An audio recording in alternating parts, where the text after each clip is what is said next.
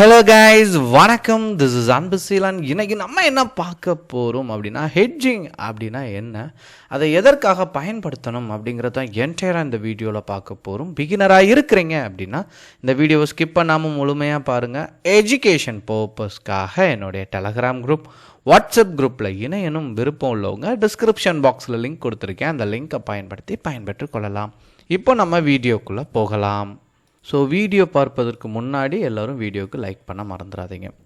So stock market அப்படின்னு நீங்கள் இனிஷியலாக நீங்கள் உள்ளே வரச்ச நமக்கு என்ன தோன்றும் அப்படின்னா, ஒரு சின்ன ப்ராஃபிட்டை நீங்கள் கட்டாயமாக மேக் பண்ணுவீங்க. மேக் பண்ண உடனே நைட் வந்து நமக்கு ஒரு பெரிய லெவலில் ஒரு ட்ரீம் இருக்கும், சரிங்களா? ஏன்னா இனிஷியலாக ஸ்டாக் மார்க்கெட் உங்களுக்கு ப்ராஃபிட் கொடுத்துருச்சு அப்படின்னா நீங்கள் ஒரு பெரிய அளவில் மணியை இழக்க போகிறீங்க அப்படிங்கிறது அர்த்தம், சரிங்களா? சிலவங்களுக்கு என்ன ஆகும் அப்படின்னா, ஸ்டார்டிங்லேயே உள்ளே வருவாங்க, ஒரு அமௌண்ட் போடுவாங்க, மொத்தமாக வாஷ் அவுட் ஆயிரும். அவங்க அந்த லாஸ்லேருந்து கொஞ்சம் உஷாராகி என்ன பண்ணுவாங்க அப்படின்னா, படிப்பதற்கு அதுக்கு எஃபர்ட் போட ஆரம்பிச்சிருவாங்க. ஆனால் சிலவங்களுக்கு ப்ராஃபிட் கொடுத்தோன்னே இது ஃப்ளூக்கில் தான் வருது போல் அப்படிங்கிறது கொஞ்ச நாள் கழித்து தான் தெரியும். ஃபர்ஸ்ட் என்ன நினைக்கினா, பணம் வரைச்சா ஒன்றும் தெரியாது, சரிங்களா? அப்புறம் இவங்க என்ன பண்ணுவாங்க, அடுத்தடுத்து மணியை உள்ளே இன்க்ளூட் பண்ணச்ச என்டையராக மணி வாஷ் அவுட் ஆயிரும். ஸோ முதல்ல ப்ராஃபிட் கொடுத்துச்சு அப்படின்னாலே பெரிய லெவலில் ரிஸ்க் அப்படிங்கிறது புரிஞ்சுக்கணும். ஏன்னா நீங்கள் எந்த தொழிலுக்கு போனாலுமே ஒரு 3 months உங்களுக்கு என்ன பண்ணுவாங்க, ட்ரைனிங் மாதிரி கொடுப்பாங்க. அதே மாதிரி தான் நீங்கள் உள்ளே வந்த உடனே ஸ்டாக் மார்க்கெட்டில் ட்ரேட் எடுக்க ஆரம்பிச்சிட்டிங்க. இப்போ நீங்கள் பிகினராக இருந்து இந்த வீடியோ பார்க்குறீங்க, உங்களுக்கு 1 year பிலோவாக தான் எக்ஸ்பீரியன்ஸ் இருக்குது அப்படின்னா இந்த விஷயத்தை கட்டாயமாக ஃபாலோ பண்ணுங்கள். ஃபர்ஸ்ட், உங்களுக்கு ஸ்டாக்கில் நல்லா ட்ரேட் பண்ணுறதுக்கு இன்ட்ரெஸ்ட் இருக்கா, இண்டெக்ஸில் ட்ரேட் பண்ணுறதுக்கு இன்ட்ரெஸ்ட் அதிகமாக இருக்குது அப்படின்னு பாருங்கள்.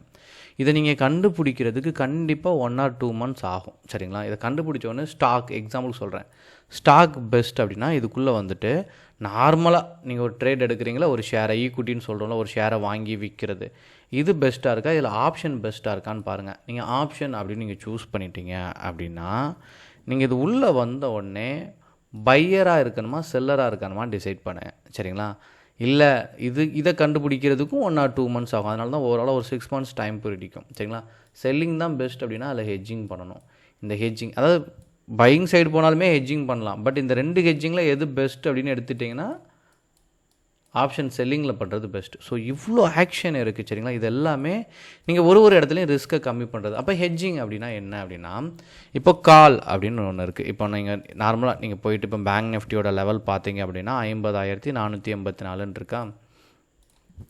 நீங்கள் 50,400 அப்படி ரவுண்டு ஃபிகர் டைப் பண்ணிங்கன்னா இங்கே கால் புட்டுன்னு வருது, சரிங்களா? நீங்கள் எங்கே பார்த்தாலும் கான்ட்ராக்டை பேஸ் பண்ணி புதன்கிழமைக்குள்ளே கான்ட்ராக்டை பேஸ் பண்ணி உங்களுக்கு இங்கே ஷோ ஆகிட்ருக்கும், சரிங்களா? 14ஆம் தேதி, 21ஆம் தேதி தெரியுதா? அவரே 28 இருக்காது. ஏன் அப்படின்னா அந்த August month last month expiry டே. ஸோ அதனால் அது டேட் இருக்காது, சரிங்களா? இது வந்து அந்த மந்தோட எண்டில் முடியக்கூடிய கான்ட்ராக்ட், சரிங்களா? இவ்வளோ தான் விஷயம். இப்போது நீங்கள் 14ஆம் தேதிக்குள்ளே கான்ட்ராக்ட் எடுத்து ட்ரேட் பண்ண ஆரம்பிச்சிட்டிங்க அப்படின்னா நார்மலாக நம்ம என்ன பண்ணுவோம், 14ஆம் தேதி இந்த பேங்க் நிஃப்டி வந்து மேலே ஏறுமா இறங்குமா அப்படிங்கிறது கணிக்கிறது தான் நம்மளுடைய வேலை, சரிங்களா? பேங்க் நிஃப்டி வந்து மேலே போகுமா கீழே இறங்குமா அப்படிங்கிறத நீங்கள் கணிக்கணும். அது நீங்கள் என்ன டைம் ஃப்ரேம் போட்டு யூஸ் பண்ணாலும் சரி, சரிங்களா? இப்போது மார்க்கெட் கீழே சரியும்னா நீங்கள் என்ன பண்ணுவீங்க, புட்டை பை பண்ணியிருப்பீங்க. அதாவது ஆப்ஷனை பொறுத்த மட்டும் ஒரு அற்புதமான விஷயமே ஹெட்ஜிங் தான், சரிங்களா? ஹெட்ஜிங் பண்ணுறது ரொம்ப சேஃப். ஆனால் பை சைடு காட்டிலும் செல் சைடு வந்து நல்லது. அது ஏங்கிறது லாஸ்ட்டில் சொல்கிறேன். இப்போது மார்க்கெட் கீழே சரிய போகுது, ஏன்னா இந்த வீக்லியோட கேண்டலில் பிரேக் பண்ணால் நீங்கள் டிசைட் பண்ணிடலாம். அப்போ சரியும் போது புட்டை பை பண்ணுவீங்க. மார்க்கெட் மேலே போச்சு அப்படின்னா என்ன பண்ணுவீங்க, காலை பை பண்ணுவீங்க. ஏன்னா நீங்கள் நினைக்க மாதிரியே நடக்கணும் அப்படிங்கிற அவசியம் இல்லை, மார்க்கெட்டில் என்ன வேணாலும் நடக்கலாம், சரிங்களா? அப்போ மார்க்கெட் சரியும் நீங்கள் ப்ரிஃபர் பண்ணிவிட்டு என்ன பண்ணுறீங்க, புட்டை பை பண்ணுறீங்க. இல்லை மார்க்கெட் ரிவர்ஸ் ஆயிடுச்சு. இப்போ இந்த கால் புட் பை இதில் குழப்பம் இருக்குன்னா நான் திரும்பி எக்ஸ்பிளைன் பண்ணிடுறேன், என்ன நடக்கும் அப்படிங்கிறது சொல்கிறேன். இங்கே கான்ட்ராக்ட் நம்ம ஷோ பண்ணி உங்களுக்கு காட்டினல, இதில் மார்க்கெட் கீழே சரியுது அப்படின்னா புட்டு மேலே போகும். அதனால தான் புட்டு பை. எல்லோரும் என்ன நினச்சிடுறாங்க, நான் இப்போ ரீசெண்டாக ஒரு கமெண்ட் உங்களுக்கு ஷோ பண்ணுறேன். அவர் என்ன நினச்சிருக்காரு அப்படின்னா, புட்டை வந்துட்டு, சரிங்களா, பை பண்ணாலே அவர் ஹெட்ஜிங் நினச்சிட்றாரு, அந்த போர்ட்ஃபோலியோ வந்து ஹெட்ஜிங் நினச்சிட்றாரு, சரிங்களா? அதுதான் இல்லை, புட்டை நீங்கள் வந்து பை பண்ணிங்கன்னா ஹெட்ஜிங் கிடையாது. ஹெட்ஜிங்கிறது 2 ஆக்ஷன், மல்டிபிள் ஆக்ஷன் எடுக்கிறது தான் ஹெட்ஜிங்கு, சரிங்களா? அப்போ என்ன பண்ணுறீங்க, மார்க்கெட் கீழே சரியுதுன்னா புட்டை பை பண்ணுறீங்க, சரிங்களா? ஏன்னா புட்டு மேலே போகும். மார்க்கெட் இது கீழே சரியிச்சா புட்டு மேலே போகும். அப்புறம் என்ன ஆகும், கால் மார்க்கெட் ரிவர்ஸ் ஆச்சுன்னா கால் மேலே போகும். அதனால தான் பை.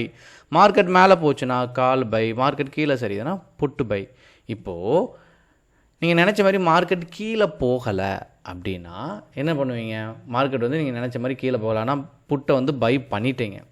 இப்போ ரிவர்ஸ் ஆச்சுன்னா இந்த ஆக்ஷன்லேருந்து பிகினராக இருக்கீங்கன்னா எக்ஸிட் ஆயிடுவீங்க. அதுதான் உங்களுக்கும் எக்ஸ்பீரியன்ஸான நபர்களுக்கும் உள்ள வித்தியாசம். இவங்க என்ன பண்ணுவாங்கன்னா ரிஸ்க்கை கம்மி பண்ணி லாஸை பிரேக் ஈவனுக்கு எடுத்துகிட்டு வருவாங்க. இவங்க என்ன பண்ணுவாங்கன்னா காலையும் பை பண்ணி வச்சுப்பாங்க. வச்சுட்டு என்ன பண்ணுவாங்க அப்படின்னா இதை மறுநாள் எடுத்துகிட்டு போவாங்க. திரும்ப மார்க்கெட்டை கணிப்பாங்க. மறுநாள் திரும்ப மார்க்கெட் வந்து மேலே போகும் அப்படின்னு கணிச்சிட்டாங்கன்னா புட்டை ரிலீஸ் பண்ணி விட்ருவாங்க. அதில் லாஸ் தான். காலை என்னாகும்? மேலே போய் உங்கள் லாஸை ரெக்கவர் பண்ணி ப்ராஃபிட்டும் தரலாம். இந்த ஆக்ஷன் ஃபுல்லாக பண்ணுறீங்களா, இதுதான் வந்து ஹெட்ஜிங். சரிங்களா? இதை ஏன் வந்து நீங்கள் வந்து ஆப்ஷன் செல்லிங்கில் பண்ணணும் அப்படின்னு சொன்னேன் அப்படின்னா ப்ரீமியம் கரையும். சரிங்களா? எக்ஸ்பைரி டே வரும்போது செல்லிங் பண்ணிங்கன்னா ப்ரீமியம் கரையிறதும் சேர்த்து எனாமஸாக ஒரு ப்ராஃபிட்டை மேக் பண்ணலாம். அதுக்கு தான் சொன்னேன். எதுவும் டவுட்னாலும் கண்டிப்பாக கமெண்ட் பாக்ஸில் கமெண்ட் பண்ணுங்கள். Okay guys, thank you so much for வாட்சிங் this video. Tata, bye, see you.